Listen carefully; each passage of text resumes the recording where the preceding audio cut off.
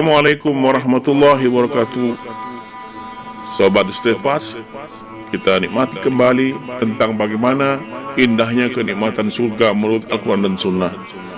Allah Azza wa Jalla Tabaraka wa Ta'ala berfirman dalam sebuah hadis qudsi, yaitu hadis yang redaksinya dari Rasulullah SAW, merupakan firman Allah Azza wa Jalla Tabaraka wa Ta'ala. Allah berfirman, "Adattu li ibadati sholihin ma la ainun ra'at wala udhunun sami'at wala khatara ala qalbin basharin dhukran lahu ma udliltum alaih thumma qur'a fala ta'lamu nafsum ma ukhfiya lahum min qurrati a'yunin jazaan bima kanu ya'malun." Aku telah siapkan untuk hambaku yang soleh kenikmatan surga yang tidak pernah dilihat mata, tidak pernah didengar telinga, tidak pernah terbetik dalam hati manusia, sebagai simpanan baginya yang kalian belum pernah melihatnya.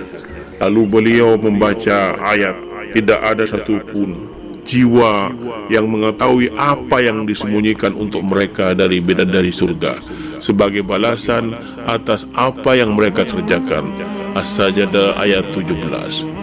Dalam hadis Bukhari Muslim, hadis qudsi tersebut diriwayatkan Ibnu Abbas radhiyallahu anhu berkata, tidak ada di dunia ini yang sama dari apa yang di surga kecuali sekedar nama saja. Maka madu di dunia tidak sama dengan madu di akhirat. Tidaklah khamar di dunia ini seperti khamar di surga. Buah-buahan di surga tidak sama dengan buah-buahan di dunia. Dalam pada ini perlu kita ketahui juga bahwa di surga ada pintu-pintunya. Di surga itu ada 8 pintu. Salah satunya Royan, yang tidak dimasuki kecuali orang-orang yang berpuasa. Hadis Bukhari Muslim. Barang siapa yang menginfakkan sepasang hartanya di jalan Allah, maka ia dipanggil dari seluruh pintu surga. Surga itu punya 8 pintu. Hadis Bukhari dan Muslim.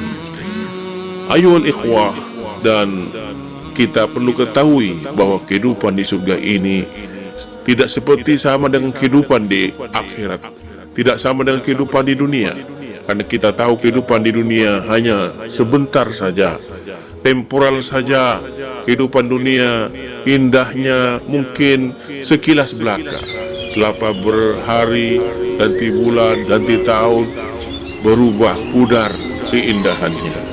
Baik makhluk hidupnya maupun makhluk yang kita ketahui, seperti mungkin produk-produk yang ada di muka bumi sekarang ini yang dibuat oleh manusia. Mungkin indah dibuatnya, kagum dengan taman-taman, tapi itu sebentar berubah lagi keindahannya, karena tidak seterusnya dan seluruhnya. Kita ketahui kehidupan dunia ini hanya merupakan fata morgana belaka. Allah Azza wa Jalla Tabaraka wa Ta'ala menerangkan tentang kamar-kamar di surga. Lakinnal ladzina taqaw rabbahum lahum ghurafun min fawqiha ghurafun mabniyatun tajri min tahtihal anhar. Akan tetapi untuk orang-orang yang bertakwa disediakan kamar-kamar yang tinggi, dan di atasnya ada kamar-kamar yang tinggi juga, mengalir di bawahnya sungai-sungai.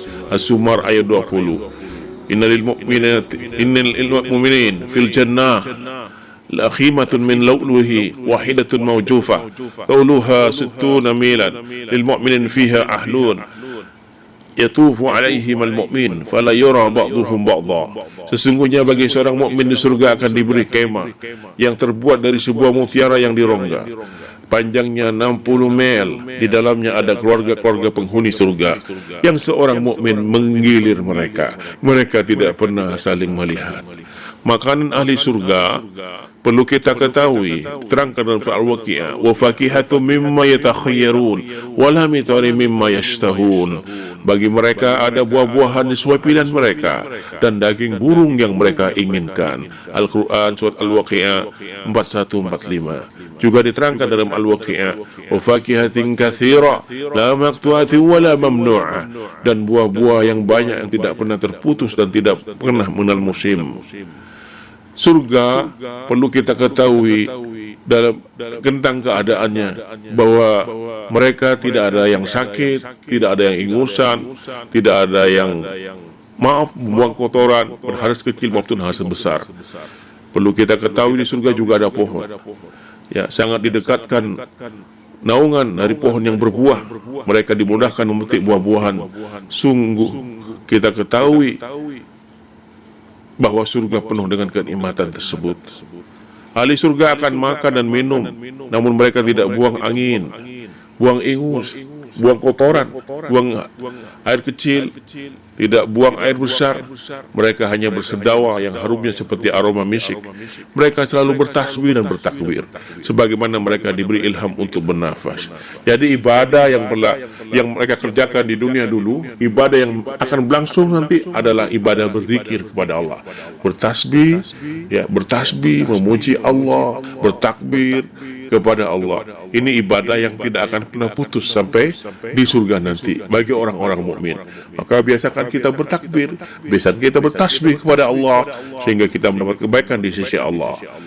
Perlu diketahui bahwa penghuni surga juga ada minuman di sana. Innal abrara yashrabuna min ka'sin kana mizajuha kafura. Sesungguhnya seorang yang baik akan minum dari gelas yang campurnya adalah kafur. Surat Al-Insan ayat ke-5. Kata para ulama, campurannya adalah khomer. Ada juga yang mengatakan campurannya adalah jahe. Akhir dari minuman mereka adalah minuman dengan aroma kasturi. Al-Mutaffifin ayat 26. Para ulama mengatakan, setelah minum, seorang ahli surga akan wangi tubuhnya. Masya Allah, Masya Allah. Semoga Allah menjadikan kita semua penghuni surga. Amin.